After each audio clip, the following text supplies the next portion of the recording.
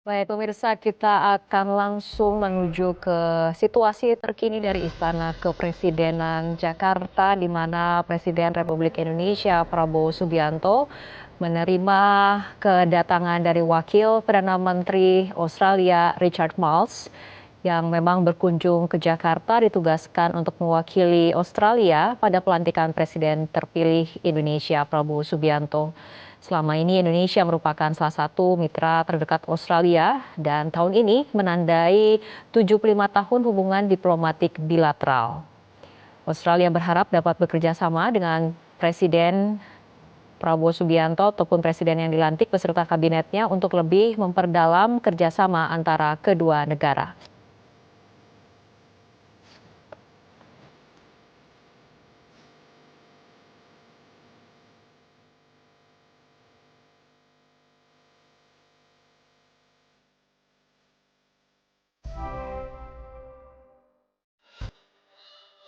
Dan akan menerima sejumlah tamu negara. Ada sekitar 8 tamu negara yang sudah terjadwal akan menemui Presiden Republik Indonesia Prabowo Subianto dari Australia, tamu negara dari Selandia Baru, dari Korea, Singapura, PNG, Vanuatu, Laos, dan Inggris.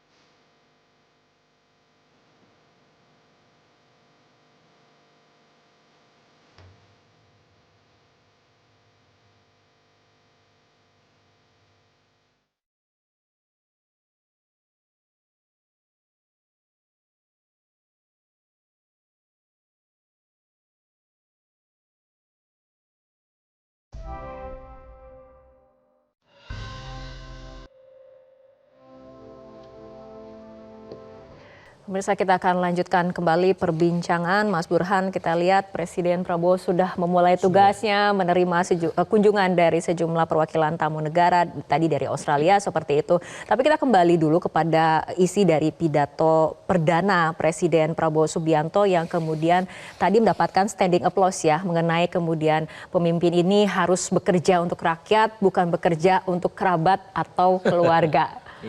Mas Burhan.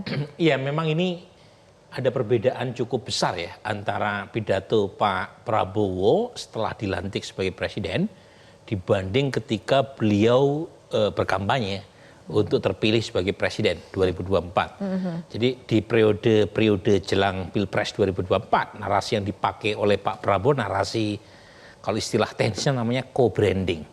Jadi membrand dirinya pada pemilik brand yang lebih besar, yaitu Pak Jokowi, karena presiden saat itu adalah Presiden Jokowi yang popularitasnya tinggi. Jadi co-branding ini sukses mengantarkan Pak Prabowo, apalagi yang dipilih sebagai cawapresnya Pak Prabowo anaknya Pak Jokowi. Dan itu yang menjelaskan mengapa pemilih Joko Widodo itu migrasi besar-besaran dari sebelumnya ke Mas Ganjar pindah ke Pak Prabowo. Tetapi setelah terpilih, seperti yang saya duga, dia akan memerintah dengan instingnya sendiri. Dan biasanya presiden yang baru menjabat itu melakukan diferensiasi itu dengan presiden sebelumnya. Ingat nggak kasus Pak Jokowi pertama kali dilantik sebagai presiden?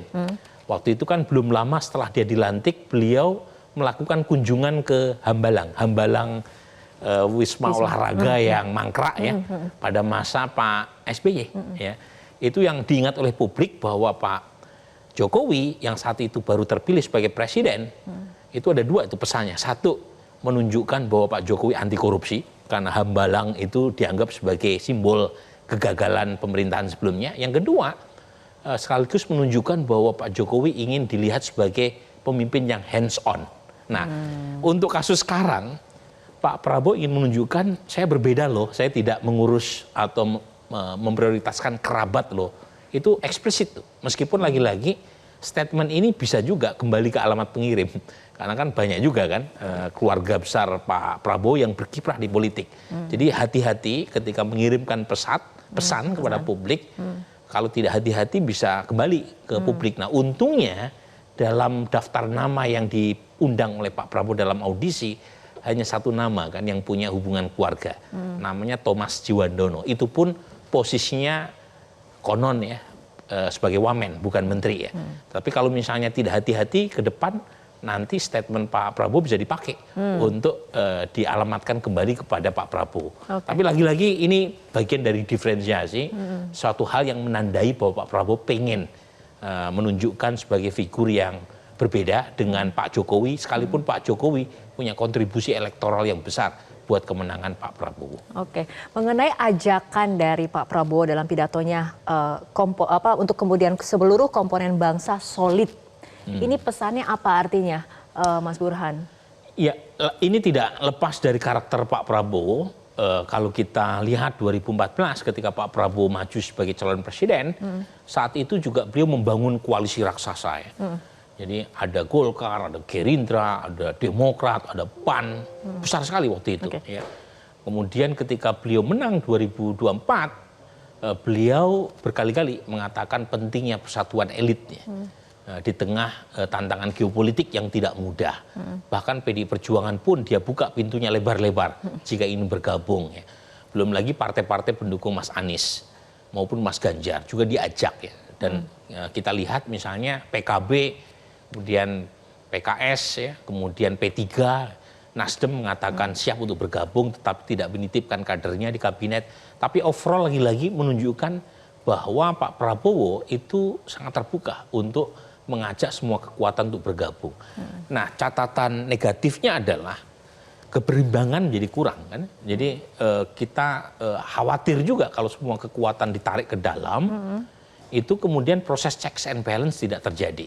Nah, kita bersyukur PDI Perjuangan komit menyatakan berada di luar, meskipun ada Pak BG di dalam, tapi harapan kita itu bukan hanya PDI Perjuangan, tapi ada satu lagi kekuatan yang bisa menambah kekuatan penyeimbang di parlemen agar Pak Prabowo mendapatkan koreksi kebijakan yang mumpuni. Nah, sebab kalau misalnya semuanya berada di dalam, yang terjadi adalah yes man. Dan yang rugi bukan hanya rakyat, karena rakyat tidak punya saluran formal untuk melakukan proses koreksi kebijakan. Pak Prabowo juga tidak mendapatkan alternatif kebijakan yang mumpuni. Jadi sebenarnya kalau kita merujuk pada pengalaman negara-negara yang punya kekuatan oposisi yang kuat, itu democratic governance dan economic performance lebih baik. Nah, kita berharap Pak Prabowo jangan punya tendensi mengajak semua kekuatan di dalam. Karena yang rugi Pak Prabowo sendiri. Terakhir Mas Burhan, mungkin ringkas saja mengenai harapan. Mas Burhan sendiri berharapnya pemilihan nanti orang-orang yang ada dalam kabinet ataupun bagaimana cara pemerintahan Prabowo Gibran nanti untuk menyelesaikan tantangan seperti apa? Ringkas saja Mas Burhan. Saya tentu realistik optimism ya. Saya optimis tapi harus realistis ya. Dengan merujuk rekam jejak Pak Prabowo, dengan merujuk pada koalisi besar yang ingin dibentuknya, dengan merujuk daftar nama yang dipanggil dalam daftar audisi. Pertama kita harus tetap optimis bagi bangsa, apalagi Pak Prabowo sudah menyiapkan sekian lama sejak beliau menjadi anggota kabinet Pak Jokowi, kemudian terpilih 14 Februari dan akhirnya dilantik hari ini. Ada proses panjang yang saya harapkan Pak Prabowo belajar dalam proses itu. Tetapi saat yang sama saya juga harus realistis ya. Realistis untuk melihat bahwa kita tidak boleh terlalu tinggi ya membangun harapan sehingga justru malah kecewa ketika harapan itu tidak terpenuhi. Jadi yang fair adalah kasih kesempatan buat Pak Prabowo untuk bekerja. Kita mendoakan yang terbaik buat beliau dan tentu saja buat bangsa ini. Dan kalau misalnya ada hal yang kurang, ya bukakan pintu selebar-lebarnya untuk kritik dan masukan. Karena kritik itu akan menjadi vitamin buat pemerintahan Prabowo. Jadi jangan pernah menempatkan kritik sebagai penyakit yang harus diberangus. Tapi kritik yang membangun itu akan sangat positif buat pemerintahan Prabowo itu sendiri. Oke, Mas Burhan, terima kasih sudah meluangkan waktunya untuk berbincang dan mengulas lebih mendalam bersama kami dalam live event Metro TV. Terima kasih Mas Burhan hadir di studio Metro TV. Dan pemirsa, tetaplah bersama kami, live event akan segera kembali. Usai jeda.